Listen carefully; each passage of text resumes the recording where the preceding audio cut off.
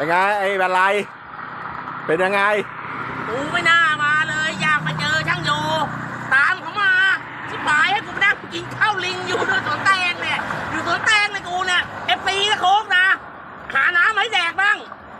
นั่งรอช่างโยอยู่สวนแตงเนี่ยไปไหนไม่ได้แล้วเรียบร้อย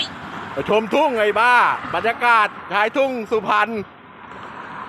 ช่างโยอยู่ไหนช่างโยอยู่ไหนช่างโยอยู่ไหนมารับนักโค้งหน่อยที่อยากซวยจริงๆกูไม่น่ามาเลยไอ้บันไลเอ้ย